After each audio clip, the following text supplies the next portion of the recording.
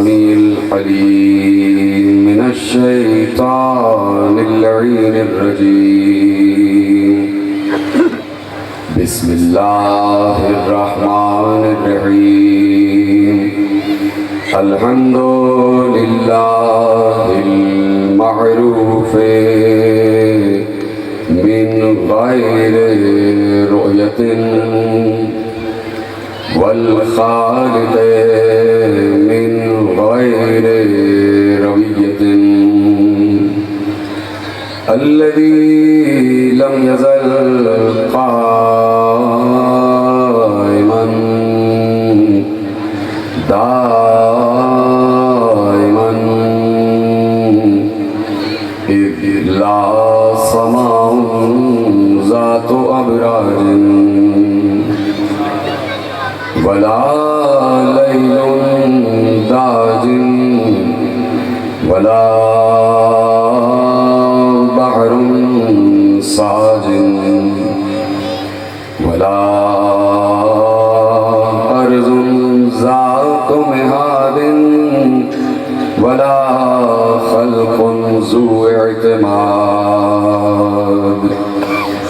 والصلاة والسلام والتحية والإكرام على نبي الرحمة وخازن المغفرة وقائد الخير والبركة ومنقذ العباد من الهلكة سيدنا ومولانا أبي القاسم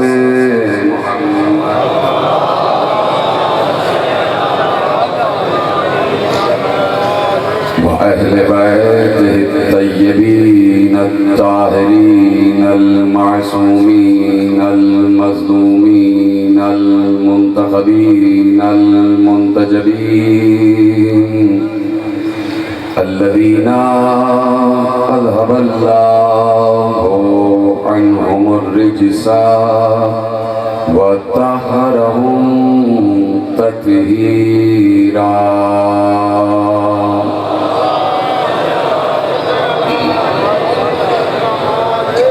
أما بعد فقد قال الله سبحانه وتعالى في محكم كتابه المجيد وفرقانه الحميد وقوله الحق بسم الله الرحمن الرحيم يعرفون نعمة الله ثم ينكرونها وأكثرهم الكافرون صلوات محمد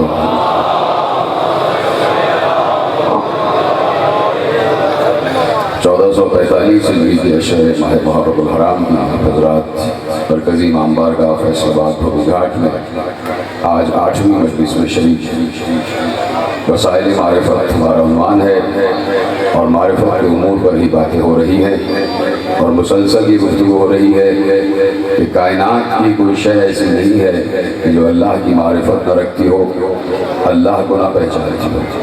اسی لیے اللہ نے یہ ارشاد فرما دیا تھا کہ وَإِن مِّن شَيْءٍ إِلَّا يُسَبِّحُ بِحَمْدِهِ وَلَٰكِن لَّا تَفْقَهُونَ تَسْبِيحَهُ۔ سورہ نور میں ارشاد فرمایا کہ کون سی شے ایسی ہے کہ جو ہماری تسبیح نہ کر رہی ہے، یعنی پہچانتے ہیں اس لیے تسبیح کر رہے ہیں۔ کائنات کی ہر شے اللہ کا تعارف رکھتی ہے۔ وَإِن مِّن شَيْءٍ إِلَّا يُسَبِّحُ بِحَمْدِهِ، کون سی ایسی شے ہے جو ہماری تسبیح نہ کرتی ہو، لیکن تم ان کی تسبیح کو سمجھتے نہیں ہو، تم ان کی زبان سمجھتے نہیں ہو۔ اب اللہ نے کائنات میں جتنی اشیاء خلق کی ہیں وہ سب اشیاء ہیں، ہر شے پر شے کا اطلاق ہوتا ہے، کوئی شے ایسی نہیں ہے کہ جو شے نہ ہو۔ اور اللہ کہہ رہا ہے ہر شے میری تسبیح کرتی ہے۔ تو اس آیت پر یہاں تک یقین کرو کہ جب اللہ کہہ رہا ہے کہ کوئی شے ایسی نہیں ہے کہ جو میری تسبیح نہ کرتی ہو، تو اجازت ہے کہ آپ سے قریب ہو کے جملہ کہہ دوں یہ جس قالین پر آپ بیٹھے ہیں یہ بھی شے ہے، یہ جو کپڑے آپ پہنے ہیں یہ بھی شے ہے، یہ جو شامیانہ ہے یہ بھی شے ہے، یہ جو زمین ہے یہ بھی شے ہے، جس تخت پہ میں بیٹھا ہوں یہ بھی شے ہے، یہ جو آسمان ہے یہ بھی شے ہے، پرندے بھی شے ہیں، مخلوقات بھی شے ہیں، حیوانات بھی شے ہیں، حشرات بھی شے ہیں۔ تو کائنات کی ہر شے اللہ کی تسبیح کر رہی ہے، تو میں کیوں نہ کہہ دوں کہ یہ قالین بھی تسبیح کر رہا ہے، جسم کے کپڑے بھی تسبیح کر رہے ہیں، زمین کے طبقات بھی تسبیح کر رہے ہیں، آسمان کی بلندیاں بھی تسبیح کر رہی ہیں، پرندے بھی تسبیح کر رہے ہیں۔ اس لیے یہ کما حقہ اللہ کا عرفان رکھتے ہیں، اللہ کی معرفت رکھتے ہیں، تو ضروری ہے، جملہ آپ کے حوالے کرنا اس موقع پر ضروری ہے کہ جہاں معرفت ہو جائے وہاں ذکر ضروری ہے۔ سلامت رہیں، جہاں معرفت ہو جائے وہاں ذکر ضروری ہے۔ اب ہم سے نہ پوچھنا کہ ہم بار بار علی علی کیوں کرتے ہیں، اس لیے کہ ہماری ہی بزم میں شاید کہیں کوئی سلمان بیٹھا ہوا ہے، کہیں کوئی ابو ذر بیٹھا ہوا ہے۔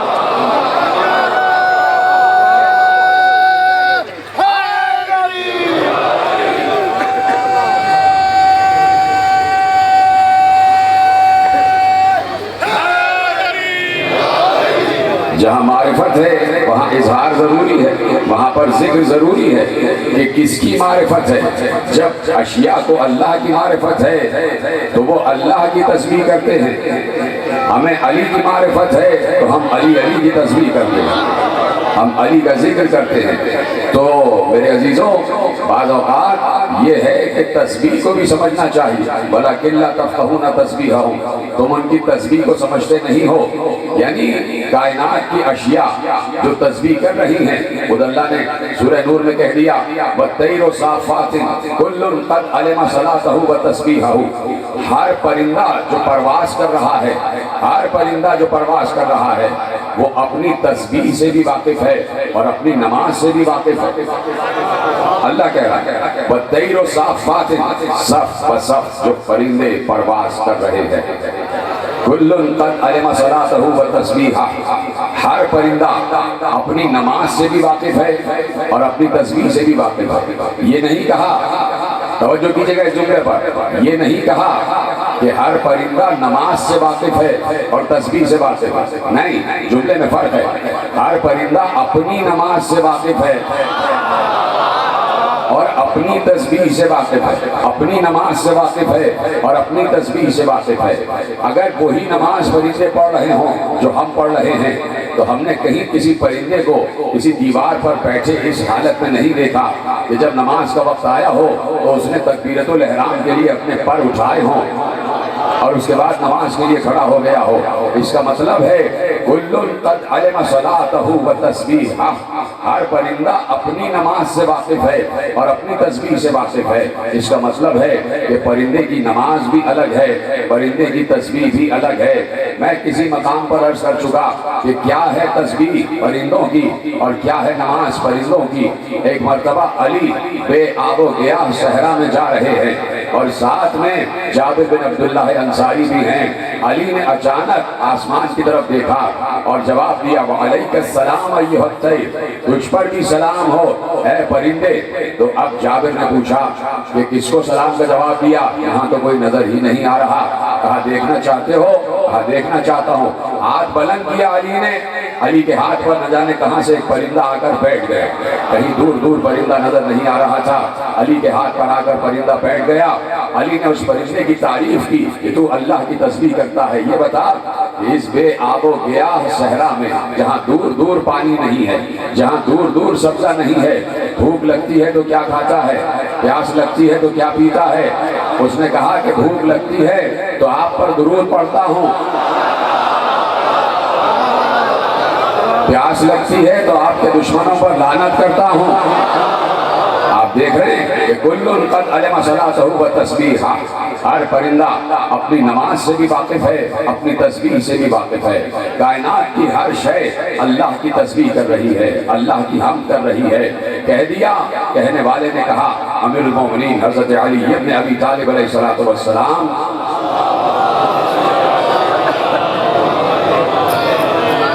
فرماتے ہیں کہ اور پھر یہ حدیث قدسی بھی ہے، اس لیے کہ یبن آدم سے لفظ شروع ہو رہا ہے، یبن آدم سے آغاز ہو رہا ہے، تو یقیناً حدیث قدسی ہے یبن آدم لو اکل طائر قلب، اگر ایک پرندہ تیرے دل کو کھا جائے تو اس کا پیٹ بھرے گا نہیں، اتنا چھوٹا سا تیرا دل ہے، لم یشبعہ، تیرا اگر کوئی پرندہ تیرا دل کھا جائے تو اتنا چھوٹا سا دل ہے کہ اس پرندے کا پیٹ بھرے گا نہیں، وبصرہ، اور تیری آنکھ کا عالم یہ ہے کہ لو وضع علیہ خرق عبرت لغتاہ، تیری آنکھ کا عالم یہ ہے کہ پتلی اتنی سی ہے کہ تیری آنکھ کی پتلی پر اگر سوئی کی نوک رکھ دی جائے تو تو کچھ دیکھ نہیں پائے گا۔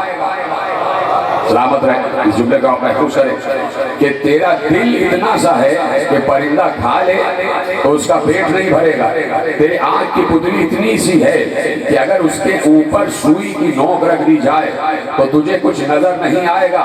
پھر کہا تریدو ان تعرف بہما ملکوت السماوات والارض، اور پھر تو چاہتا ہے کہ ان دو چیزوں سے تو آسمان اور زمین کا ملکوت دیکھنا چاہتا ہے، تو دیکھنا چاہتا ہے کہ آسمان اور زمین کا ملکوت کیا ہے۔ ملکوت میں عرض کر چکا کہ دنیا کا پورا نظام جہاں سے چل رہا ہے اسے ملکوت کہا جاتا ہے۔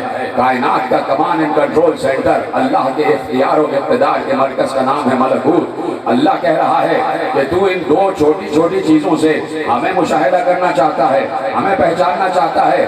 اگر تو اپنے دعوے میں اتنا ہی بڑا ہے، اگر تو توجہ، حدیث قدسی کامل ہو رہی ہے، اگر تو اپنے دعوے میں اتنا ہی سچا ہے کہ تو ان دو چیزوں سے، جسے آنکھ کہتے ہیں اور جسے قلب کہتے ہیں، آنکھ سے دیکھا جاتا ہے، قلب سے سوچا جاتا ہے، قلب سے سوچا جاتا ہے، تفقہ کیا جاتا ہے، قلب سے، آنکھ سے دیکھا جاتا ہے۔ تو اب فرمایا کہ اگر تو اپنے دعوے میں اتنا ہی سچا ہے کہ تو آنکھ سے اور دل سے ملکوت کا مشاہدہ کرنا چاہتا ہے تو ملکوت تو بہت دور کی بات ہے، ذرا لمحے بھر کے لیے اس سورج کو تو دیکھ کر دکھا،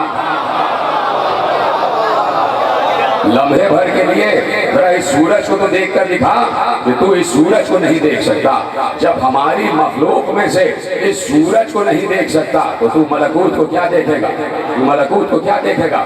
اب یہ کائنات کی ہر شے ہے، جسے چاند کہتے ہیں، جسے سورج کہتے ہیں، جسے ستارے کہتے ہیں، ان کی بھی ایک معرفت ہے، ان کی بھی ایک معرفت ہے۔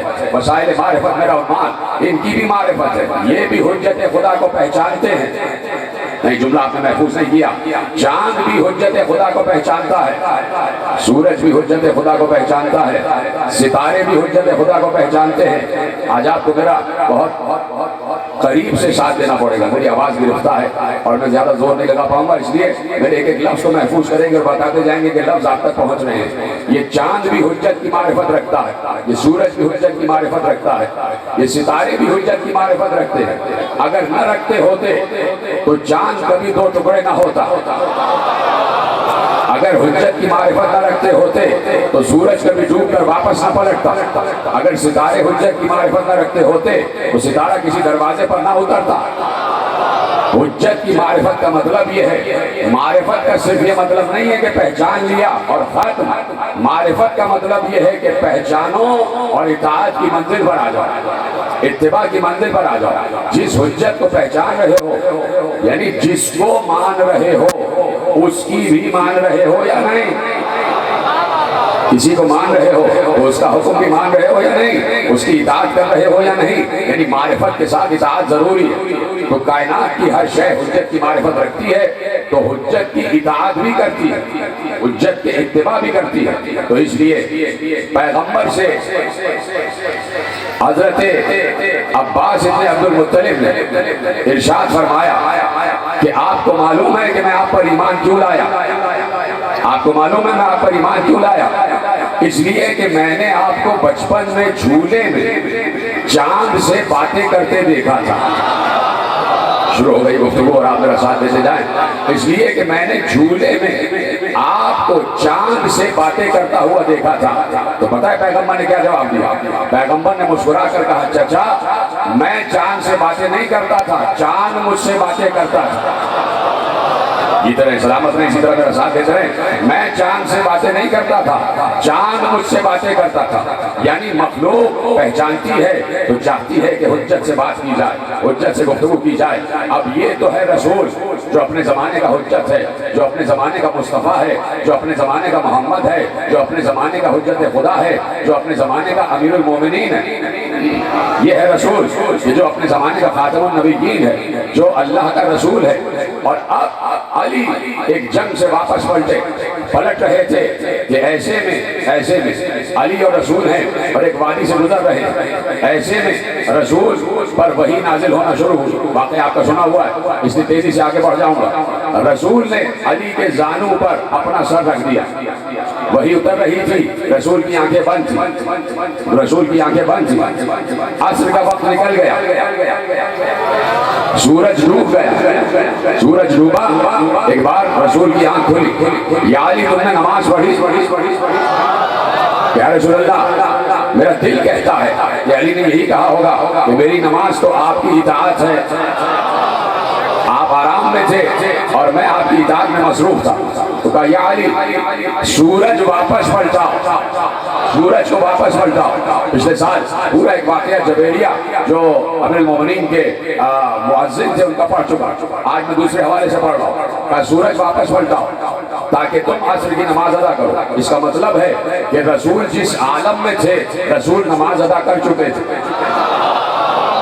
طرح سلامت رہیں، رسول نماز ادا کر چکے، اور علی کی نماز یہی تھی کہ رسول علی کے زانوں پر ہے اور علی رسول کا چہرہ دیکھ رہے۔ علی کی نماز بھی قضا نہیں ہوئی، علی نے بیٹھے بیٹھے نماز پڑھی، رسول نے اپنے عالم میں نماز پڑھی، لیکن چونکہ امت کے ساتھ نماز پڑھنا ہے، جماعت کے ساتھ نماز پڑھنا ہے، تو کہا یا علی جاؤ سورج کو واپس پلٹاؤ اور دیکھو سورج سے باتیں کرنا، سورج جواب دے گا، سورج سے باتیں کرنا، سورج جواب دے گا۔ علی پہنچے، افق کی طرف پہنچے، علی نے ڈوبے ہوئے سورج کو سلام کیا، السلام علیکم ایھا الخلق المطیع للہ، اے اللہ کی اطاعت گزار مخلوق تجھ پر علی کا سلام۔ علی نے ایک لفظ کہا تھا المطیع للہ، اے اللہ کی اطاعت گزار مخلوق تجھ پر میرا سلام۔ سورج واپس پلٹا، واپس پلٹا، واپس ابھرا، اور ابھرتے ابھرتے یہ کہتا کہتا ابھرا وعلیک السلام یا امیر المومنین یا یعصب الدین واخا رسول اللہ ووصیہ وحجت اللہ علی خلقہ۔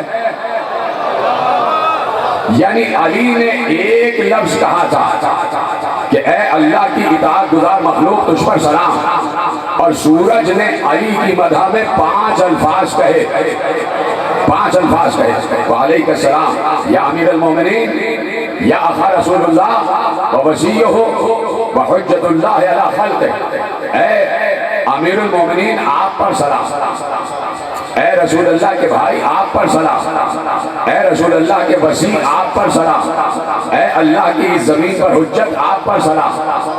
یعنی سورج کا امیر بھی علی ہے۔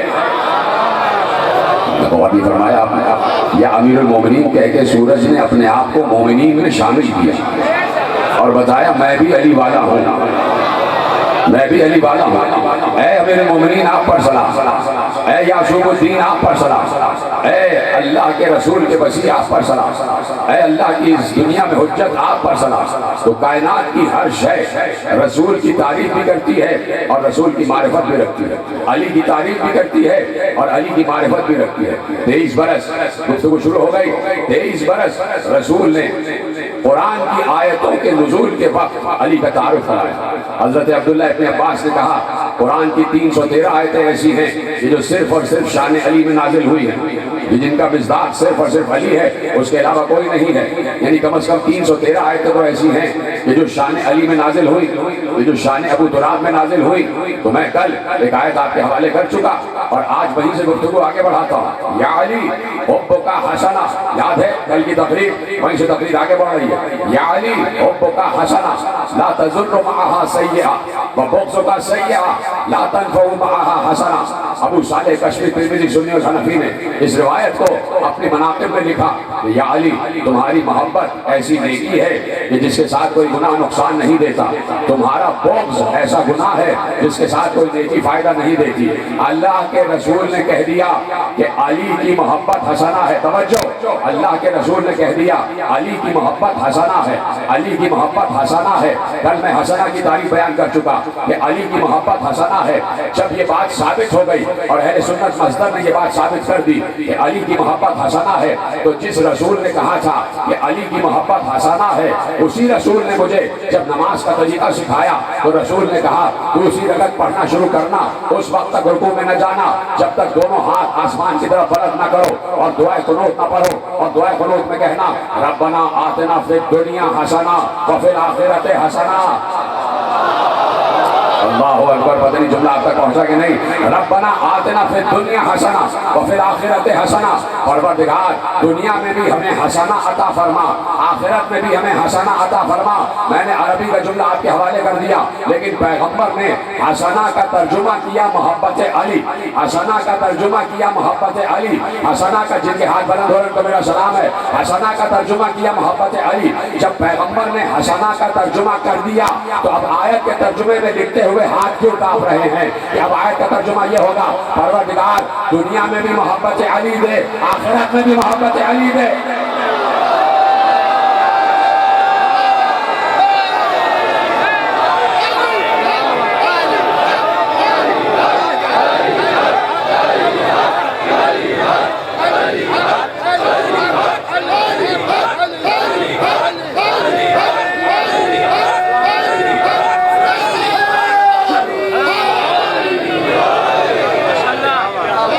تو فرمایا آپ نے دنیا میں بھی محبت علی دے اور آخرت میں بھی محبت علی دے، اس لیے کہ اللہ اور رسول کی محبت واجب ہے اور یقیناً اسلام کی پہچان ہے، لیکن اللہ اور رسول کی محبت مومن و منافق کی پہچان نہیں ہے۔ کہاں بیٹھے ہیں آپ؟ اللہ اور رسول نے اپنی محبت مومن و منافق کی پہچان نہیں بتائی، اس لیے کہ چاہے منافق ہی کیوں نہ ہو، منافق کا مطلب ہی یہ ہے، میں عرض کر چکا پرسوں کی تقریر میں، کہ جو زبان سے کہے وہ دل میں نہ ہو، جو زبان سے کہے وہ دل میں نہ ہو، اور جو دل میں ہو وہ زبان پہ نہ ہو۔ زبان کچھ اور کہہ رہی ہے، دل کچھ اور کہہ رہا ہے، اسے منافق کہتے ہیں۔ تو اگر منافق ہے تو رسول کے دور میں بھی منافق تھے، اور اسی لیے سورہ منافقون نازل ہوا، تو اس کا مطلب ہے کہ دل میں کچھ اور تھا، زبان پر کچھ اور تھا۔ تو رسول اللہ نے منافق کے پہچاننے کی پہچان علی کی محبت کو بتایا، یہ نہیں کہا کہ میری محبت منافق کی پہچان ہے، مومن و منافق کی پہچان علی کی محبت کو قرار دیا کہ جو علی سے محبت کرے گا وہ مومن ہوگا، جو علی سے بغض رکھے گا وہ منافق ہوگا۔ تو اب کائنات کی ہر شے پہچانتی ہے، کائنات کی ہر شے معرفت رکھتی ہے، کائنات کی ہر شے عرفان رکھتی ہے، کائنات کی ہر شے سر تسلیم خم کرتی ہے اور اظہار کرتی ہے کہ میں علی سے محبت رکھتی ہوں، رسول سے محبت رکھتی ہوں۔ رسول اللہ نے پے بپے علی کی معرفت کی باتیں، علی کی معرفت کی حدیثیں ارشاد فرمائیں۔ کل بھی میں نے آپ کے حوالے کیا، ایک مکالمہ ہوا، مکالمہ کیا بلکہ مونولاگ ہوا کہ پیغمبر نے کہا کہ 3 صفتیں ایسی ہیں کہ جس میں علی میرا شریک ہے، یاد ہے آپ کو، اور 3 ایسی ہیں کہ جس میں علی تنہا ہے، اس میں بھی شریک نہیں ہوں۔ اب یہ تو رسول اللہ نے کہہ دیا، میں نے کہا نا کہ کل کی تقریر سے متصل ہو کے مسلسل کر کے تقریر آگے بڑھا رہا ہوں۔ 3 چیزیں ایسی ہیں کہ جس میں علی تنہا ہے، جس میں بھی شامل نہیں ہوں، آپ نے یقیناً کل سن لیا۔ اب یہ تو رسول کا اپنا ایک انداز فکر ہے کہ رسول نے اصحاب کو بتایا۔ اب گھر میں گھر کی معرفت کیا ہے، اب میں وہ آپ کے حوالے کرتا ہوں۔ رسول اللہ صحن میں بیٹھے ہوئے، صحن خانہ سیدہ میں بیٹھے ہوئے، اور حسین رسول اللہ کے زانوں پر ہے، حسین رسول اللہ کے زانوں پر ہے۔ علی کبھی رسول کو دیکھتے ہیں، کبھی حسین کو دیکھتے ہیں اور مسکرا رہے ہیں، رسول کو دیکھ کر مسکرا رہے ہیں، رسول اللہ کو دیکھ کر مسکرا رہے ہیں، اور حسین اپنے علی کو دیکھ کر مسکرا رہے ہیں۔ باپ اپنے سسر کو دیکھ کر بھی مسکرا رہا ہے اور اپنے بیٹے کو دیکھ کر بھی مسکرا رہا ہے، نہیں، علی اپنے بڑے بھائی کو دیکھ کر مسکرا رہے ہیں اور اپنے چھوٹے بیٹے کو دیکھ کر مسکرا رہے ہیں۔ ایسے میں رسول اللہ بار بار حسین کو پیار کر رہے ہیں، کبھی رخسار چومتے ہیں، کبھی ماتھا چومتے ہیں، کبھی ہاتھ چومتے ہیں۔ ایسے میں میرے مولا علی نے رسول اللہ سے پوچھا، یا رسول اللہ آپ حسین سے زیادہ محبت کرتے ہیں یا مجھ سے؟ جیتے رہے، سلامت رہے آپ، یہ ہے گھر کا انداز۔ آپ حسین سے زیادہ محبت کرتے ہیں یا مجھ سے زیادہ محبت کرتے ہیں؟ اس سے پہلے کہ رسول جواب دیتے، ایک بار حسین سے علی گویا ہوا، بابا میں کچھ کہنا چاہتا ہوں۔ پہلے بیٹے نے باپ سے بولنے کی اجازت دی، تہذیب سکھائی، بابا میں کچھ بولنا چاہتا ہوں۔ کہا جی بیٹے بولیے۔ کہا بابا رسول اس سے زیادہ محبت کرتے ہیں، نانا اس سے زیادہ محبت کرتے ہیں جو فضائل میں زیادہ ہوگا، جو فضائل میں زیادہ ہوگا رسول اللہ اس سے زیادہ محبت کرتے ہوں گے۔ تو کہا بیٹے پھر بتائیے آپ اپنے فضائل۔ کہا بابا یہ ہو نہیں سکتا کہ آپ کے ہوتے ہوئے میں فضائل بیان کروں، پہلے آپ بیان کریں آپ کی فضیلتیں کیا ہیں۔ اب یہ مکالمہ ہو رہا ہے اور رسول اللہ دلچسپی سے سن رہے ہیں، اس کا مطلب ہے اللہ و رسول کی مرضی سے ہو رہا ہے جو کچھ ہو رہا ہے۔ یہ کریں، سلامت رہیں آپ، جو کچھ ہو رہا ہے اللہ و رسول کی مرضی سے ہو رہا ہے۔ بیٹے آپ بیان کریں گا، بابا آپ کے ہوتے ہوئے میں سبقت نہیں کر سکتا، پہلے آپ ارشاد فرمائیں۔ علی نے اپنی فضیلتیں بیان کی، کہا میں امام المتقین، میں امیر المومنین، میں یاسوف الدین، میں حبل اللہ المتین، میں سراج المتین، میں ترجمان وحی اللہ، میں خازن علم اللہ، میں رسول کا وسیع، میں رسول کا جانشین، میں اللہ کے علم کا وارث، میں مصطفیٰ میں سے ایک مصطفیٰ، میرا نام مرتضیٰ، میں کعبہ قوسین تک پہنچا، میں حبل اللہ ہوں، میں جنب اللہ ہوں، میں عزم اللہ ہوں، میں ید اللہ ہوں، میں وجہ اللہ ہوں، میں فاتح خندق ہوں، میں فاتح خیبر ہوں، میں فاتح بدر ہوں، میں رسول کے کاندھے پر بلند ہوا، میں نے پرشکنی کی۔ علی نے پے بپے اپنی ساری فضیلتیں بیان کی۔ جب علی خاموش ہو گئے تو حسین نے کہا بابا یہ ساری فضیلتیں تو مجھ میں بھی ہیں۔ سلامت رہے آپ، یہ ساری فضیلتیں تو مجھ میں بھی ہیں، یہ تو سارے فضائل مجھ میں بھی ہیں۔ اب علی کے بیٹے حسین نے یہ بات کہہ کے بتایا کہ ہر دور کا امام اپنے دور کا ولی ہوتا ہے اور ولایت کے صفات مشترک ہوتے ہیں، تاکہ سمجھیں ولایت کے صفات مشترک ہوتے ہیں۔ جو جس دور کا ولی ہوگا اس کے پاس وہی صفات ہوں گے کہ جو اپنے دور کے ولی کے ہوں گے۔ بابا یہ ساری صفاتیں تو مجھ میں بھی ہیں، میں تو آپ برابر ہیں ان صفات میں۔ تو اب علی ہنسنے لگے، مسکرائے، کہا آپ حسین آپ بیان کیجئے کہ آپ کی کیا فضیلتیں ہیں۔ جب آپ کہہ رہے ہیں آپ کی اور میری فضیلتیں برابر ہیں تو آپ کی کیا فضیلتیں ہیں۔ ایک بار حسین ادب سے کھڑے ہوئے، بابا کو جھک کر سلام کیا، نانا کو جھک کر سلام کیا، اور اب کہا بابا مجھ میں وہ فضیلتیں ہیں جو آپ کے پاس بھی نہیں ہیں۔ کیا سن رہے ہیں آپ؟ مجھ میں وہ فضیلتیں ہیں جو آپ کے پاس بھی نہیں ہیں۔ کہا حسین کیا کہنا چاہتے ہو؟ کہا سنیے، جیسا میرا باپ ویسا آپ کا باپ نہیں۔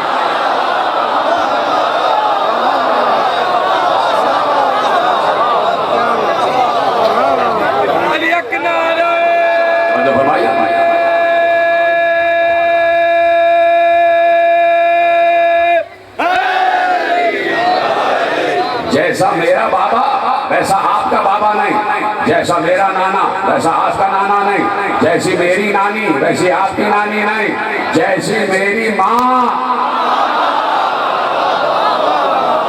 جیسی میری ماں ویسے آپ کی ماں نہیں۔ تو آپ بتایا کہ میری ماں بھی افضل، میرا باپ بھی افضل، تو یقیناً علی خاموش ہو گئے، علی خاموش ہو گئے۔ تو حسین بتا رہے ہیں کہ فضیلتوں کا معیار اگر دیکھنا ہے تو ہمارے آپس کے مکالموں کو دیکھو، ہمیں دیکھو کہ ہم کس طریقے سے اپنی فضیلت بیان کرتے ہیں۔ ہماری فضیلت از روح قرآن ہے، جملہ آپ کے حوالے کرنے جا رہا ہوں۔ ہمارے فضائل از روح قرآن ہے، اور قرآن لے کر جبرائیل اترا، جبرائیل مسلسل قرآن لے کر اتر رہے، 24,000 مرتبہ جبرائیل اترے قرآن لے کر۔ معلوم نہیں یہ جملہ آپ تک پہنچے گا بھی یا نہیں، لیکن آپ کی سماعتوں پر بھروسہ ہے۔ ایک جملہ میرے ذہن میں آیا، وہ آپ کے حوالے کرتا ہوں، آپ کے حصے کا ہے اس لیے ابھی ذہن میں آیا۔ اپنا حصہ وصول کرنے کے لیے تیار ہیں؟ دائیں بائیں آگے پیچھے تمام حضرات، کہ جبرائیل 24,000 مرتبہ وحی لے کر پیغمبر پر نازل ہوئے، 24,000 مرتبہ۔ آتے تھے براہ راست رسول پر نازل ہو جاتے تھے اور نازل ہو کر وہی لکھوا دیتے تھے 24,000 مرتبہ. اب میرا دل کہتا ہے میں ایک لفظ کہنے جا رہا ہوں اور لفظ سے آپ پکڑ لیں گے کہ میرا نقطہ کیا ہے, میرا استدلال کیا ہے.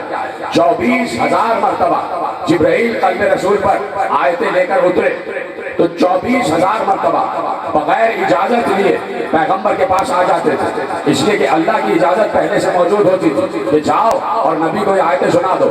24,000 مرتبہ جب قرآن لے کر اترے تو رسول سے بغیر اجازت کے اترے, اور جب چادر سیدہ میں آنے لگے تو پہلے اجازت طلب کی ہے. بڑی آسانی سے سنا آپ سے جملہ میرے عزیز ہے. جب چادر زہرا میں آئے تو پہلے اجازت طلب کی, اس لیے کہ جبرائیل کو بھی معلوم ہے یہ چادر کوئی معمولی چادر نہیں ہے, یہ چادر کوئی معمولی چادر نہیں ہے. کسی نے کوشش کی تھی چادر میں آنے کی,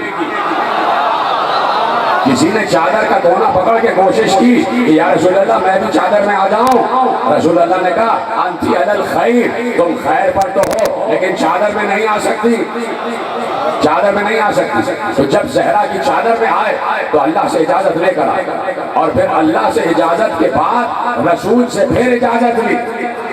اللہ اکبر, اللہ کی اجازت مل چکی تھی. پروردگار سے کہا تھا کہ یا اللہ کیا اجازت ہے کہ میں بھی چادر میں چلا جاؤں؟ اللہ نے اجازت دی, اور پھر جب چادر زہرا میں آنے لگے پھر رسول اللہ سے اجازت دی. یعنی 2 مرتبہ اجازت لے کے چادر میں داخل ہوئے, اس لیے کہ چادر کوئی معمولی چادر نہیں ہے, یہ زہرا کی چادر ہے. اور زہرا کون ہے؟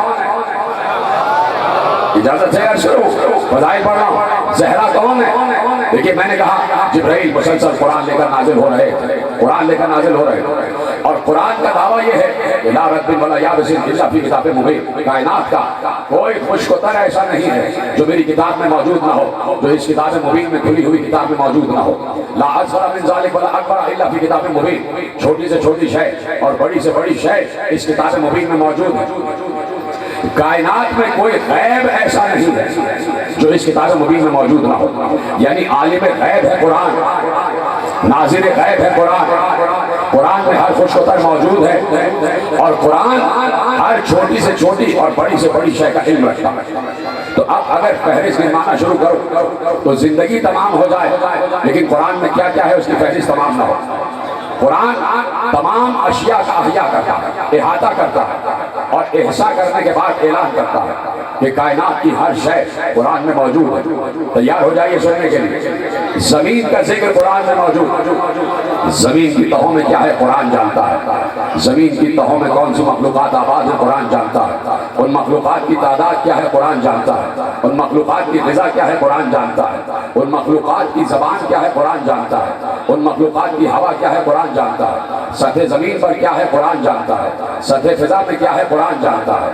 ہوا کیا ہے قرآن جانتا ہے. خلا کیا ہے قرآن جانتا ہے. پہلا آسمان کیا ہے قرآن جانتا ہے. دوسرا آسمان کیا ہے قرآن جانتا ہے. تیسرا آسمان کیا ہے قرآن جانتا ہے. 7واں آسمان کیا ہے قرآن جانتا ہے. سدرۃ المنتہا کیا ہے قرآن جانتا ہے. شجر طوبہ کیا ہے قرآن جانتا ہے. عرش کیا ہے قرآن جانتا ہے. کرسی کیا ہے قرآن جانتا ہے. لوح کیا ہے قرآن جانتا ہے. قلم کیا ہے قرآن جانتا ہے.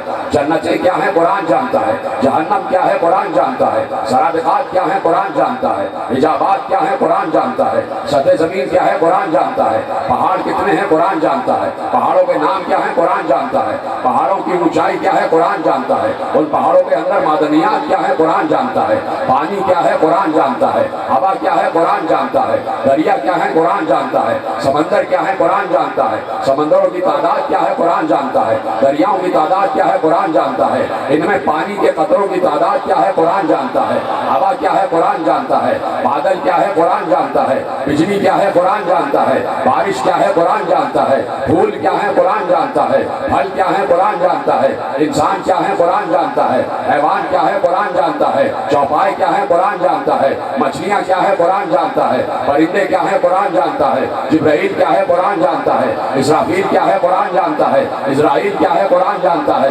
میکائیل کیا ہے قرآن جانتا ہے، انبیاء کیا ہے قرآن جانتا ہے، انبیاء کی تعداد کیا ہے قرآن جانتا ہے، رسول کتنے ہیں قرآن جانتا ہے، رسولوں کے نام کیا ہے قرآن جانتا ہے، فرشتے کتنے ہیں قرآن جانتا ہے، ان میں ملائکہ کتنے ہیں قرآن جانتا ہے، ان میں رسول کتنے ہیں قرآن جانتا ہے، اقوام کتنی ہیں قرآن جانتا ہے، ان اقوام کے نام کیا ہے قرآن جانتا ہے، ان اقوام کا دست راز کیا ہے قرآن جانتا ہے، ان اقوام کا اجل کیا ہے قرآن جانتا ہے، ان اقوام پر کب قیامت آئی قرآن جانتا ہے، ان اقوام کی تسبیح کیا تھی قرآن جانتا ہے، ان اقوام کی نماز کیا تھی قرآن جانتا ہے، قاب قوسین کیا ہے قرآن جانتا ہے، مشرقین کیا ہے قرآن جانتا ہے، مغربین کیا ہے قرآن جانتا ہے، شمالین کیا ہے قرآن جانتا ہے، جنوبین کیا ہے قرآن جانتا ہے، سرا میں کیا ہے قرآن جانتا ہے، سریا میں کیا ہے قرآن جانتا ہے، یہ سب کچھ قرآن جانتا ہے۔ اور ایک بار قرآن نے کہا نزل بہ الروح الامین علی قلبک، اے نبی ہم نے یہ پورا قرآن آپ کے قلب پر نازل کیا۔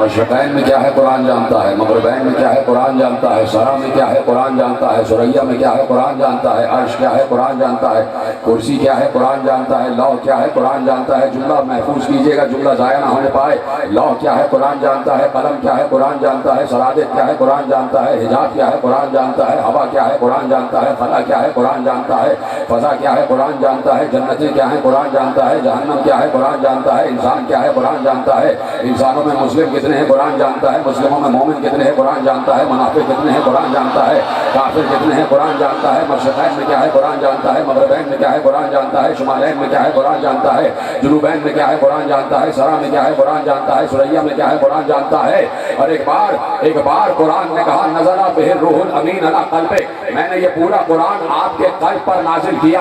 جب پیغمبر نے یہ آیت پڑھ دی کہ اللہ نے کہا ہے کہ یہ پورا قرآن میرے قلب پر نازل ہوا، تو پیغمبر نے اصحاب کو مخاطب کر کے کہا تمہیں پتا ہے میرا قلب کون ہے؟ میرے قلب کا نام فاطمہ زہرا ہے۔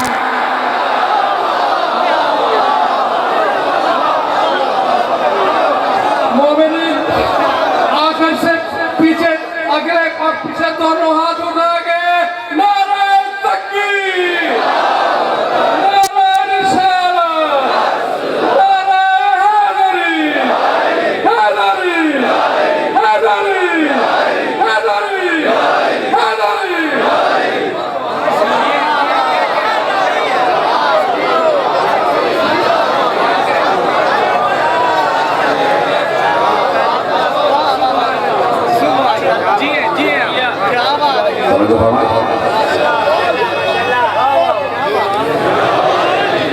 میرا قلب ہے فاطمہ زہرا، میرے قلب کا نام ہے فاطمہ زہرا، یا قلبی، یہ میرا قلب ہے، یا قلبی، زہرا کے لیے کہا یہ میرا قلب ہے۔ اور اس انداز سے کہا تھا کہ جس وقت مباہلے کے لیے نکل رہے تھے، جس وقت مباہلے کے لیے نکل رہے تھے تو پہلے اصحاب سے تعارف کرایا، تمہیں پتا ہے یہ باپردہ بیوی ہے کون؟ یہ میری بیٹی ہے، یہ میرا قلب ہے، یہ میرا جگر ہے، یہ بضعۃ منی ہے، یہ مجھ سے ہے، میں اس سے ہوں۔ کیا سن رہے ہیں آپ؟ یہ مجھ سے ہے، میں اس سے ہوں۔ اور اس کے بعد یہیں پر بھی تمام نہیں کیا، یہیں پر تمام نہیں کیا، ایک بار تشریف فرما تھے تو بیٹی کی شان بیان کی۔ وسائل معرفت میرا عنوان ہے، اور معرفت سیدہ کے بغیر کوئی چیز کامل نہیں ہے۔ یہ بات یاد رکھیے گا کہ جس نے زہرا کو پہچانا اس نے شب قدر کا ادراک کیا، جس نے لیلۃ القدر کا ادراک کرنا چاہا اس کے لیے ضروری ہے کہ بنت رسول کا ادراک کرے۔ ضد رسول کا ادراک کریں. من عرف فاطمہ حق معرفتها فقد ادرک لیلۃ القدر. ارشاد یہی ہوا معصوم کا کہ جس نے معرفت حق زہرا ادا کی اس نے گویا شب قدر کو پا لیا, اس نے شب قدر کو پا لیا. اب سنیے گا, ایک بار ارشاد فرمایا فاطمہ روحی التی بین جنبی, میرے دو پہلوؤں کے درمیان جو روح ہے اس کا نام ہے فاطمہ. اور یہ آسانی سے سن رہے ہیں آپ, بی بی کی شان ایسے نہ سنیے, شہزادی کی شان. فاطمہ روحی التی بین جنبی, جو میرے دو پہلوؤں کے درمیان میری روح ہے اس کا نام ہے فاطمہ, اس کا نام ہے فاطمہ. یہ پیغمبر, کاش کہ جملہ یہیں سے آپ پہنچ جائیں. یہ کون کہہ رہا ہے؟ یہ محمد ابن عبداللہ نہیں کہہ رہا, یہ رسول کہہ رہا ہے, یہ رسالت کہہ رہی ہے. یعنی رسالت کی روح کا نام ہے فاطمہ, روح رسالت کا نام ہے فاطمہ, روح نبوت کا نام ہے فاطمہ, روح نبوت کا نام ہے فاطمہ. اور دو پہلوؤں کے درمیان میری روح ہے فاطمہ. یعنی اگر اللہ دے دوں آپ کو, یعنی اگر زہرا کی سانسیں چل رہی ہیں تو رسالت کی سانسیں چل رہی ہیں. اگر زہرا کی سانسیں چل رہی ہیں تو رسالت کی سانسیں چل رہی ہیں. یہ رسالت ہے, رسالت. اور رسالت اس مقام پر آ گئی جہاں کہا کہ فَقُلْ تَعَالَوْا نَدْعُوا أَبْنَاءَنَا وَأَبْنَاءَكُمْ وَنِسَاءَنَا وَنِسَاءَكُمْ وَأَنفُسَنَا وَأَنفُسَكُمْ. تم اپنے بیٹوں کو لاؤ, ہم اپنے بیٹوں کو لائیں, تم اپنے بیٹوں کو لاؤ, ہم اپنی عورتوں کو لائیں, تم اپنی عورتوں کو لاؤ. ٹھیک ہے, ہم اپنی عورتوں کو لائیں, تم اپنے عورتوں کو لاؤ. نساء کا لفظ بڑا معنی خیز ہے, بڑا معنی خیز ہے. امرات کا لفظ استعمال نہیں کیا, عورت کا لفظ استعمال نہیں کیا, نساء کا لفظ استعمال. نساء کا لفظ بڑا معنی خیز ہے. نساء کا مطلب ایک کامل عورت, جو رشتوں میں کامل ہو, جس کا شوہر بھی ہو, جس کے بیٹے بھی ہوں. سمجھ گئے تو میرا سلام ہے. نساء یعنی رشتوں میں کامل, رشتوں میں کامل. نساءنا و نساءکم وانفسنا وانفسکم, ہم اپنی عورتوں کو لائیں, تم اپنی عورتوں کو لاؤ, ہم اپنے بیٹوں کو لائیں, تم اپنے بیٹوں کو لاؤ, ہم اپنے نفسوں کو لائیں, تم اپنے نفسوں کو لاؤ. بیٹوں کی جگہ دو کو لے گئے. بتا دیا امت کے بیٹے اور ہیں, رسالت کے بیٹے اور ہیں, رسالت کے بیٹے اور ہیں, امت کے بیٹے اور ہیں. نساءنا لفظ تھا جمع کا, صیغہ جمع تھا, لیکن لے گئے ایک کو, ایک ہی خاتون کو لے گئے, ایک ہی خاتون کو لے گئے. تو میں نے کسی منزل پر عرض کیا تھا کہ مباہلے کا مسئلہ یہ نہیں تھا کہ سچے جائیں. سچ تو سبھی بولتے, ہم بھی اور آپ بھی سچ بولتے, اس وقت بھی سچ بولنے والے موجود تھے. مباہلے کا مسئلہ یہ نہیں تھا کہ سچے جائیں, جملہ ضائع نہ ہو. مباہلے کا مسئلہ یہ نہیں تھا کہ سچے جائیں, مباہلے کا مسئلہ یہ تھا کہ وہ جائیں جنہوں نے کبھی جھوٹ نہ بولا ہو, جنہوں نے کبھی جھوٹ نہ بولا. سچ کبھی ہم بولتے ہیں اور کبھی جھوٹ بھی بول لیتے ہیں, لیکن وہ جائیں جنہوں نے زندگی میں کبھی جھوٹ نہ بولا. اور سب سے بڑا جھوٹ بتوں کی پرستش ہے, یعنی کبھی لمحے کے لیے بھی شرک نہ کیا ہو. اس لیے کہ جھوٹوں پر لعنت برسانا ہے, جھوٹوں پر لعنت برسانا ہے. تو میرے عزیزوں, ختم کر رہا ہوں بات. نصارہ نجران سامنے سے ہٹ گئے اس لیے کہ کہہ رہے تھے وہ چہرے دیکھ رہے ہیں,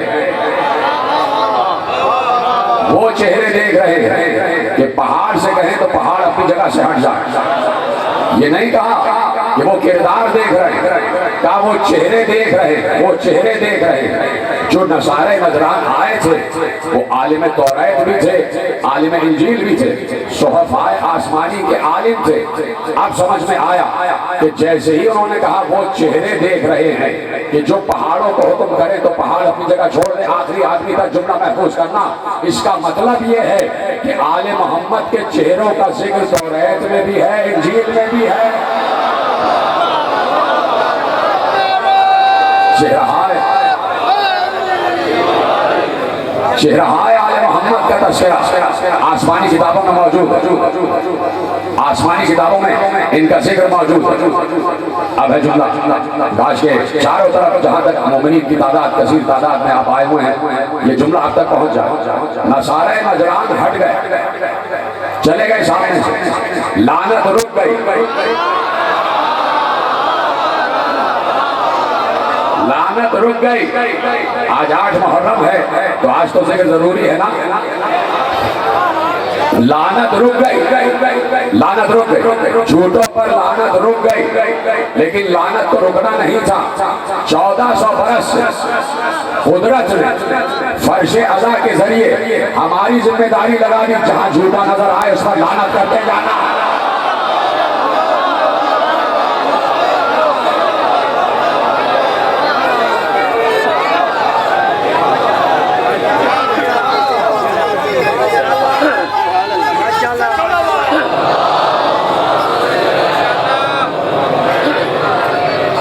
توجہ فرمائیے آپ کہ جہاں جھوٹا نظر آئے اس پر لعنت کرتے جانا۔ تو یہ ذکر حسین خود بخود کسی پر درود بن جاتا ہے اور کسی پر لعنت بن جاتا ہے۔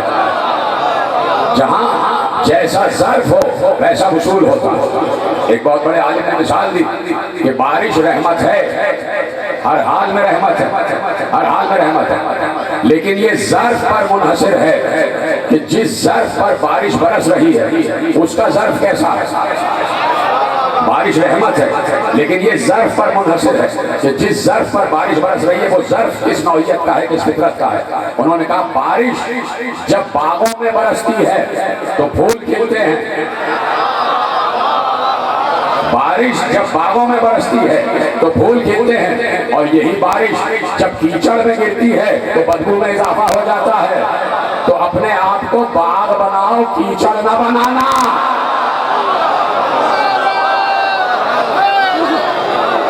اپنے آپ کو گلزار بناؤ، کیچڑ نہ بنانا۔ یہ ذکر حسین رحمت کی طرح، اس لیے کہ حسین نے کہہ دیا تھا حسین منی وانا من حسین، حسین مجھ سے اور میں حسین سے ہوں۔ تو ذکر رسول رحمت ہے، یہی سے کل بات کا آغاز کروں گا۔ ذکر رسول رحمت ہے، اور جہاں پر بھی رحمت ہے وہ خزانہ رسول سے ہے۔ رحمت کا خزانہ ہے مصطفیٰ، رحمت کا خزانہ مصطفیٰ ہے، اور اللہ نے کہا کہ رحمت کا خزانہ مصطفیٰ ہے۔ اِنَّا أَرْسَلْنَاكَ إِلَّا رَحْمَةً لِلْعَالَمِينَ، ہم نے آپ کو عالمین کے لیے رحمت بنا کر بھیجا۔ وَمَا أَرْسَلْنَاكَ إِلَّا رَحْمَةً لِلْعَالَمِينَ، ہم نے آپ کو عالمین کے لیے رحمت بنا کر بھیجا، یعنی آپ رحمت کا خزانہ ہے۔ اور حسین پیغمبر سے منیت پر، تو اس کا مطلب ہے کہ خزانہ رحمت حسین، اپنے دور میں خزانہ رحمت رسول، اور اپنے دور میں خزانہ رحمت حسین۔ حسین اگر خزانہ رحمت نہ ہوتے تو آخری حملے سے پہلے تک حسین نے یہی چاہا کہ امت کی بخشش ہو جائے، امت کی بخشش ہو جائے۔ یعنی کہیں ایسا نہ ہوا کہ حسین صرف حسین کہ ابھی شیر خار کو دفن کر کے آئے، علی اصغر کو دفن کر کے آئے، اور جب میدان جنگ میں آئے تو حسین نے جو خطبہ دیا ہے اس خطبے کا پہلا لفظ یہ ہے کہ اے انسانوں، تم پہچانتے ہو کہ تمہارا اللہ کون ہے؟ یعنی اس وقت کی معرفت خدا کی بات کی ہے حسین۔ یہ جتنے شہید جا رہے تھے ان کے دل میں شہادت کی تمنا تو تھی، لیکن اصل میں مطمع نظر یہ تھا کہ حسین سے اجازت لے کے جاتے تھے کہ فرزند رسول آپ گھر سے نکلے ہیں امر بالمعروف اور نہی عن المنکر کے لیے، تو ہم آپ کی اجازت سے فوج یزید کے پاس جا کے امر بالمعروف نہی عن المنکر کریں گے، بتائیں گے کہ آپ کون، بتائیں گے کہ آپ کا گھرانہ کون سا۔ تو ہر شہید جاتا تھا اور جا کر خطبہ دیتا تھا، رجس پڑھتا، اپنا تعارف کراتا اور حسین کا تعارف کراتا، اور ایسے میں وہاں سے بات قبول نہ ہوتی تو جنگ کی آفر ہو جاتی، جنگ کی دعوت ہوتی، اور پھر یہاں سے بھی تلوار چلتی اور وہاں سے بھی تلوار چلتی، اور پھر ماؤں کا ارمان یقیناً دل ہی دل میں رہ جاتا، لیکن ماؤں کا ارمان سب سے بڑا یہ تھا کہ بیٹے کا جنازہ آ جائے، ہمارے لال کی میت آ جائے۔ اس لیے کہ ہر ماں یہ چاہتی تھی کہ فاطمہ کی بارگاہ میں ہماری قربانی قبول ہو جائے، فاطمہ کی یہ دربار میں محشر میں ہم سرخرو ہو جائیں۔ تو میرے عزیزوں ختم کر دی میں نے بات. کربلا میں ہر کسی نے اپنا حصہ ڈالا, ہر کسی نے اللہ سے کچھ نہ کچھ مانگا. پروردگار مجھے کربلا کا نمائندہ دے دے, کربلا کا نمائندہ دے دے, جس علی سے پوری زندگی میں سب مانگتے رہے اور علی سب کو عطا کرتا رہا. اس علی نے نماز شب میں اللہ سے عباس کو مانگا, پروردگار مجھے ایک بیٹا ایسا دے دے جو میری ہی شبیہ ہو اور کربلا میں حسین کے کام آ جائے, حسین سے ناصر بن جائے. اجرکم اللہ. اتنا پیار ہے آپ کو ذکر عباس سے. میں چاہتا ہوں روتے روتے ایک مرتبہ آپ سب مل کے میرے ساتھ کہیں عباس. بس روتے روتے کہنا عباس. عجیب لفظ ہے یہ عباس, عجیب اس میں ممتا ہے, عجیب اس میں رحم ہے. لفظ عباس میرا کلیجہ پھٹ جاتا ہے جب میں عباس کا ذکر کرتا ہوں, اس لیے کہ حسین کی امید کا نام ہے عباس, اہل حرم کی آس کا نام ہے عباس, سکینہ کی امید کا نام ہے عباس. جانا ہے روضہ حسین پر تو پہلے حسین سے پہلے عباس کے روضے سے ہوتے ہوئے گزرو, اس لیے کہ عباس باب الحسین ہے, حسین تک پہنچنے کا دروازہ ہے. ابھی بھی کچھ مانگنا ہے تو باب الحوائج کا دست عطا کھلا ہوا ہے. عباس سے مانگنا, عباس سب کچھ عطا کر دے گا. بچوں کی پیاس کا ذمہ بھی عباس کے پاس تھا, بچوں کے کھانے کا ذمہ بھی عباس کے پاس تھا.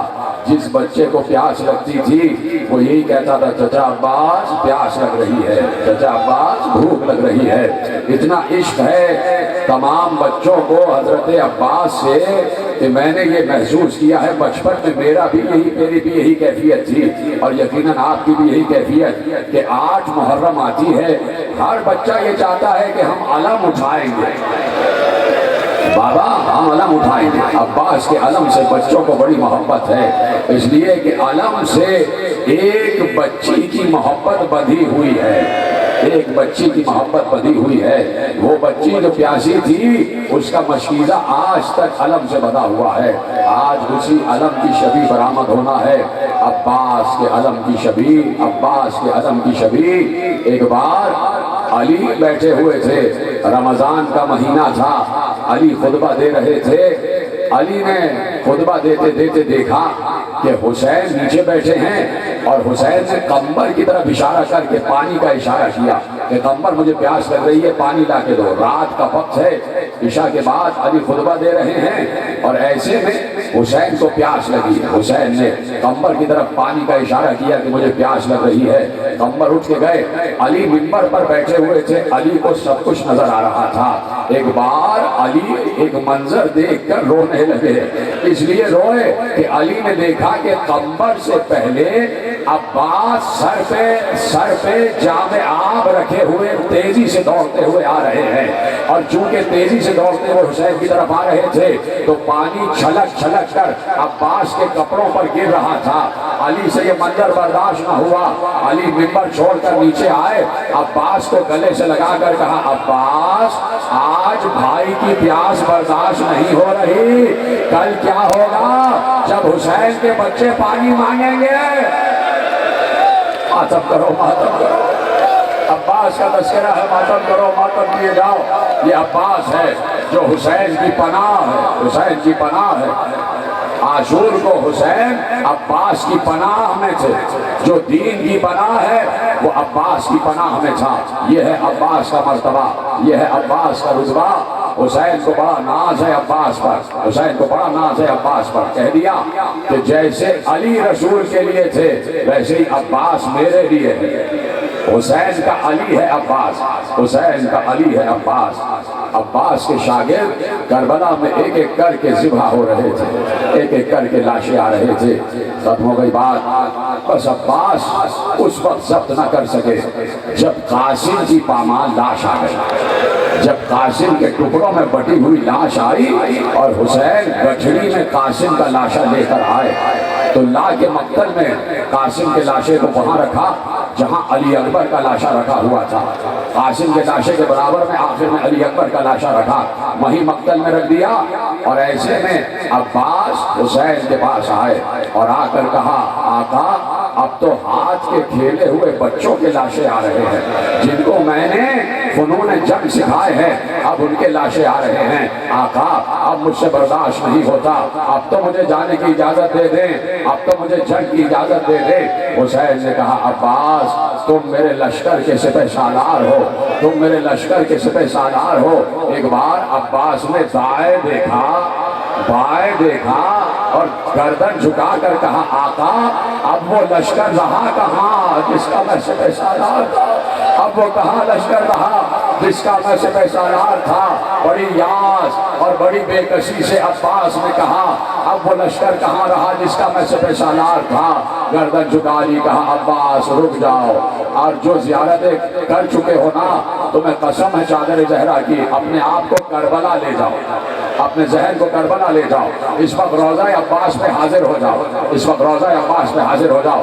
جو زیارتیں کر چکے اور جو نہیں کر چکے حضرت عباس اسی سال انہیں زیارات کے لیے بلائیں۔ اور میں تم سے تمہارے لیے دعا کرتا ہوں باب الحوائج کی بارگاہ میں، کل بھی میں نے دعا کی ہے باب الحوائج عباس جن کے پاس اولاد نہیں ہے ان کو اولاد دے دے، جن کے پاس گھر نہیں ہے انہیں گھر دے دے، جن کے رزق میں کمی ہے ان کے رزق میں وسعت دے دے، جو بیمار ہیں ان کو شفا دے دے۔ بس میں نے دعا کر دی، اب تم گریے کے لیے آوازیں بلند کرو اور تیار ہو جاؤ گریے کے لیے۔ عباس رک جاؤ، ابھی نہ جانا۔ عباس گردن جھکا کے آگے بڑھے، سکینہ کے خیمے کے سامنے سے گزرے، بچی کی آواز آ رہی تھی اماں میری زبان میں کانٹے پڑ چکے ہیں، میری زبان اینٹ چکی ہے، میری زبان سوکھ چکی ہے، اماں کہیں سے پانی مل جائے۔ عباس نے جیسے ہی سنا ایک بار باہر سے آواز دی سکینہ بیٹی تمہارا چچا بلا رہا ہے، بیٹی باہر آ جاؤ۔ سکینہ باہر آئی، چچا نے بھتیجی کو گود میں اٹھا لیا۔ پیاس لگ رہی ہے بیٹا؟ کہا چچا بہت پیاسی ہوں، زبان میں کانٹے پڑ چکے ہیں۔ سکینہ کو اتارا، کہا جاؤ اپنی مشق لے کر آ جاؤ، اپنی مشق لے کر آ جاؤ۔ بچی کی امید بندھی، سوکھی ہوئی مشق لے کر آئی، 3 دن سے سوکھی ہوئی مشق جو چپک چکی تھی، چمڑا آپس میں چپک چکا تھا۔ عباس نے ایک ہاتھ میں مشق کو لیا، ایک ہاتھ سے سکینہ کو اٹھایا اور اس عالم سے حسین کے پاس دوبارہ حاضر ہو گئے۔ حسین نے عباس کو اس عالم میں دیکھا کہ عباس کے ہاتھ میں مشق ہے اور گود میں سکینہ ہے، تو عباس سے کچھ نہ کہا، کہا سکینہ میں سمجھ گیا سکینہ اس وقت چچا کو بھیج تو رہی ہو، لیکن کیا ہوگا اگر چچا زندہ واپس نہ آیا؟ کیا ہوگا اگر عباس زندہ واپس نہ آیا؟ اگر چچا زندہ واپس نہ آیا؟ عباس جاؤ، بڑی سفارش لے آئے۔ عباس میں تمہیں روکوں گا نہیں، ہاں جا ہی رہے ہو تو ایک مشق پانی بھر کے لے آؤ، بچوں کے لیے پانی لے آؤ، بچے بے آب ہیں، بچے تشنا ہیں۔ عباس کو اجازت ملی۔ حسین نے کہا عباس جنگ کی اجازت نہیں ہے، پانی بھرنے کی اجازت ہے۔ عباس نے اپنے ہاتھ میں نیزہ لیا، خیموں میں غل برپا ہو گیا کہ سقائے حرم جا رہا ہے، علمدار لشکر جا رہا ہے، کیا سن رہے ہیں آپ؟ سپہ سالار جا رہا ہے، ہمارے پردوں کا محافظ جا رہا ہے۔ خیموں میں کوہرام برپا ہوا۔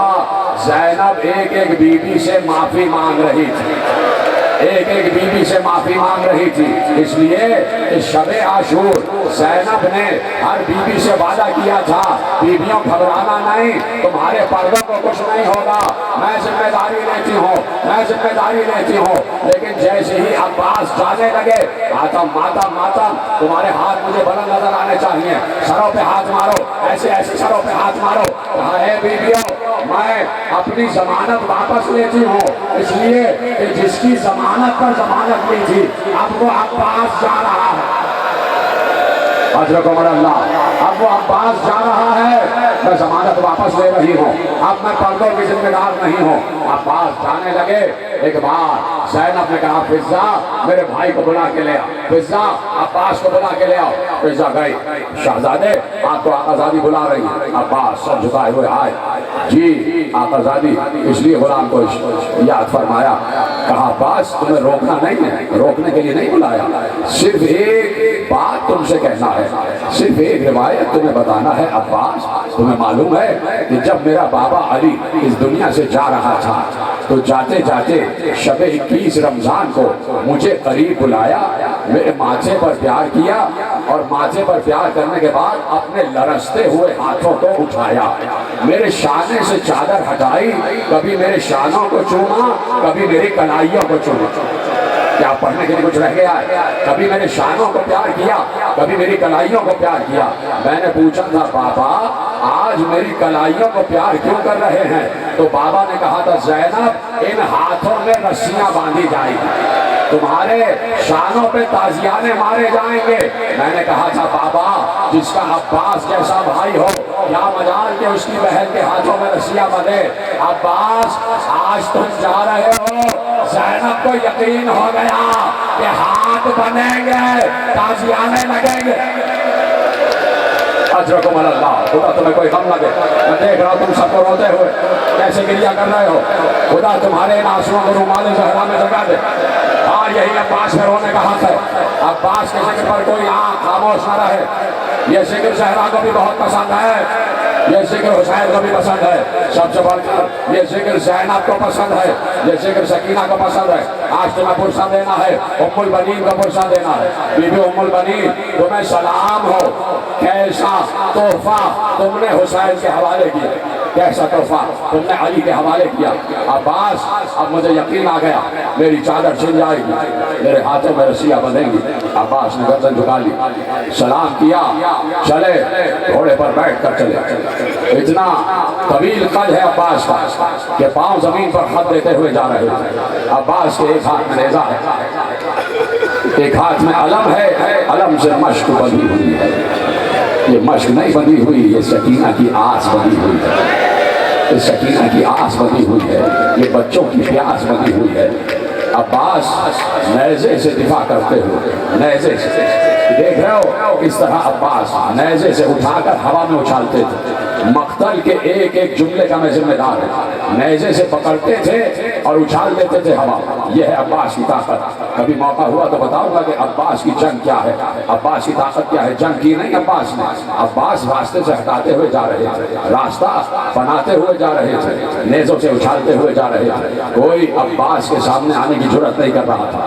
کہا کہ دریا پہ پہرا بٹھا دو، 10,000 افراد دریا کے قریب بٹھا دیے گئے۔ عباس کو دیکھ کر 10,000 نے راستہ چھوڑا۔ اتنا عباس نے اپنے نیزے سے لوگوں کو مارا ہے کہ عباس کی دہشت سے دریا سے راستہ بنا۔ عباس نے گھوڑا دریا میں داخل کیا، گھوڑے کے پاؤں تر ہوئے۔ عباس بڑے اطمینان کے ساتھ عباس نے چلو میں پانی لیا، فوج اشقیہ کی طرف دیکھا اور پانی واپس دریا میں ڈال دیا۔ بتایا کہ آج عباس کے قبضے میں دریا ہے، میری ماں فاطمہ زہرا کے مہر میں یہ دریا ہے، آج ہم نے دریا واپس لے لیا، دریا پہ ہمارا قبضہ ہے۔ گھوڑے سے کہا، گھوڑے نے انکار کیا میں پانی نہیں پیوں گا، اس لیے کہ ذوالجناح پیاسا ہے، حسین کی سواری پیاسی ہے۔ جو گھوڑے نے بھی پانی نہ پیا۔ عباس نے مشک کو دریا میں بھگویا، بہت وقت لگا، مشک کو گیلا ہونے میں وقت لگا، لیکن کسی کی ہمت نہیں تھی کہ عباس کے قریب آ جائے۔ مشک بھری، تسمے کو باندھا، مشک کو لٹکایا، عباس واپس چلے۔ جس راستے سے آئے تھے اس راستے سے واپس نہیں گئے، درختوں کے جھنڈ میں سے واپس گئے، جسے غازریہ کہا جاتا ہے۔ غازریہ کا راستہ وہ تھا کہ جو جلد از جلد خیمہ گاہ تک پہنچاتا تھا، بس یہاں سے جانا غضب ہو گیا۔ عباس اس راستے سے چلے، لوگوں کو بھگاتے ہوئے چلے۔ ایک درخت کے نیچے سے گزر رہے تھے، ایک شخص کود کے نیچے آیا، اس نے تلوار ماری، عباس کا دایاں شانہ کٹ کے زمین پر گرا، عباس کا دایاں شانہ کٹ کے زمین پر گرا۔ عباس نے پرواہ نہیں کی، عباس آگے بڑھتے رہے اور کہتے جاتے تھے تم نے میرا دایاں شانہ کاٹ دیا، میں حسین کی نصرت سے باز نہیں آؤں گا، میں حسین کی نصرت کرتا رہوں گا، مجھے کوئی پرواہ نہیں میرے شانے کٹ جائیں۔ آگے بڑھے، بائیں شانے پہ تلوار چلی، بایاں شانہ کٹ کے گرا، عباس بے بازو ہو گئے۔ عباس نے دانتوں سے مشک کو پکڑا۔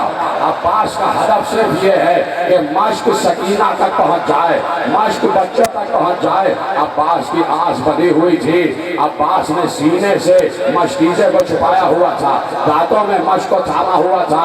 ارے ایک سنسناتا ہوا تیر چلا، مشک کو چھیدتا ہوا عباس کے سینے سے پار ہو گیا، مشک سے پانی بہا، अब्बास की उम्मीद कता हो गई।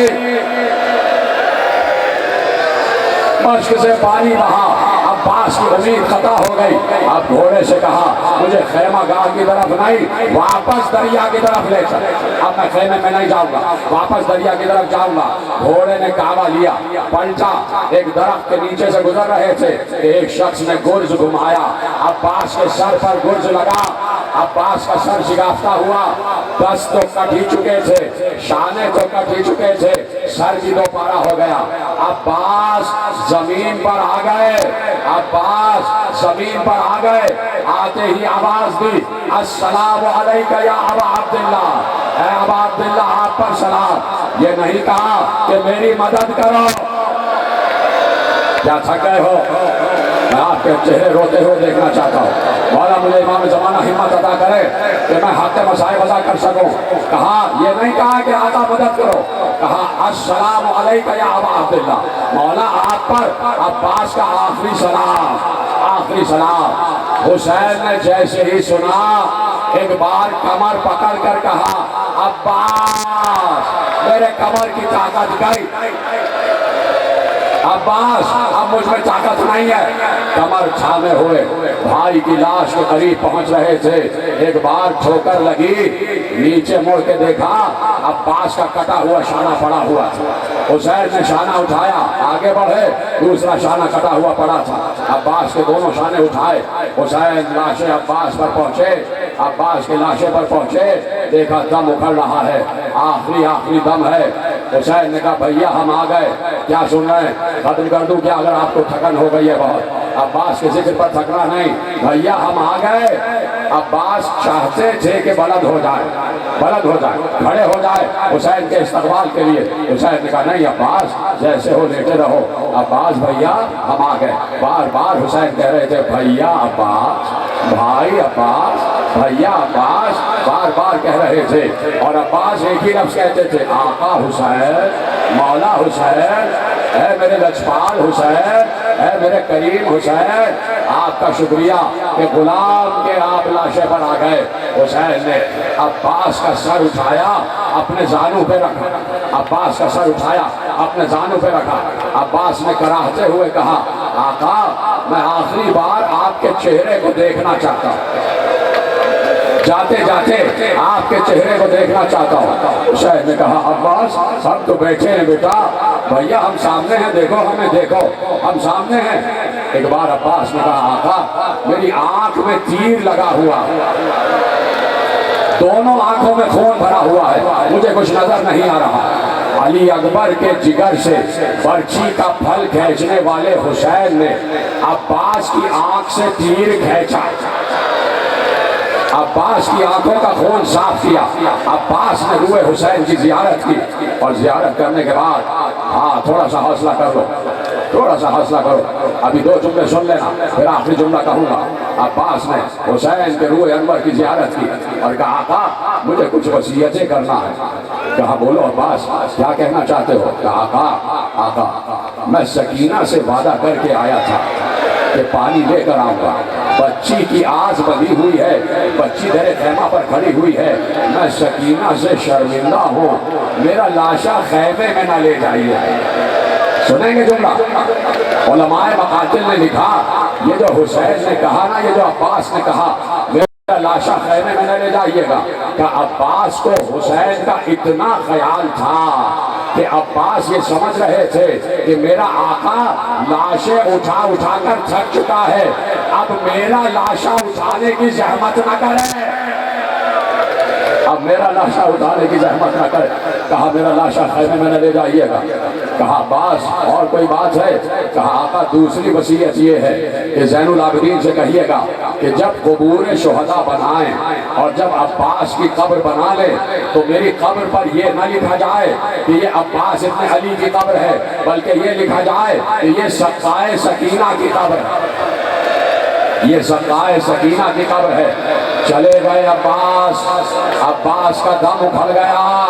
हुसैन ने अब्बास का अलम उठाया, अब्बास के शाने उठाए, हुसैन खैमे की तरफ चले। सकीना ने अलम आता हुआ देखा, बच्चों को जमा किया, بچوں میرا چچا آ رہا ہے، بچوں میرا چچا آ رہا ہے۔ ایک بار سارے بچے جمع ہو گئے، علم آتا ہوا دیکھا، علم حسین کے ہاتھوں میں دیکھا، بچوں نے ہاتھوں سے گوزے پھینک دیے، اس لیے کہ چچا کو نہیں دیکھا۔ چاہتا تو یہیں پر مسائل تمام کرتا، لیکن روایت سن لینا، اور روایت بڑی مشہور ہے۔ شہزادی زہرا ایک ذاکر کے خواب میں آئی، فاطمہ زہرا ایک ذاکر کے خواب میں آئی۔ اس نے رات کو عباس کے مسائل پڑھے تھے، جب تک میں آخری جملہ نہ کہوں زیارت برآمد نہ کرنا۔ اس نے شب کو عباس کے مسائل پڑھے، بہت گریا ہوا۔ رات کو بنت رسول خواب میں آئی، اس ذاکر سے کہا تو نے عباس کے مسائل نہیں پڑھے؟ اس نے کہا بی بی میں نے عباس کے مسائل پڑھے، عباس کا خیموں سے رخصت پڑھی۔ کہا نہیں تو نے عباس کے مسائل نہیں پڑھے۔ کہا میں نے عباس کے شان کٹنا پڑھا۔ کہا نہیں تو نے عباس کے مسائل نہیں پڑھے۔ کہا میں نے عباس کے سر پر گرز لگنا پڑھا۔ کہا تو نے عباس کے مسائل نہیں پڑھے۔ کہا میں نے عباس کا لاشا دریا پہ رکھا ہونا پڑھا۔ کہا نہیں تو نے عباس کے مسائل نہیں پڑھے۔ کہا بی بی پھر کون سے مسائل ہیں؟ کہا تو نے عباس کے مسائل نہیں پڑھے۔ ارے سن، عباس کی سب سے بڑی مصیبت یہ ہے، ختم ہو گئی تقریر، کہ جب بھی کوئی شہید زمین پر گرتا تھا اپنے ہاتھوں کا سہارا لے کر، ارے عباس جب گرا تو منہ کے بعد کبھی آواز دے رہا تھا۔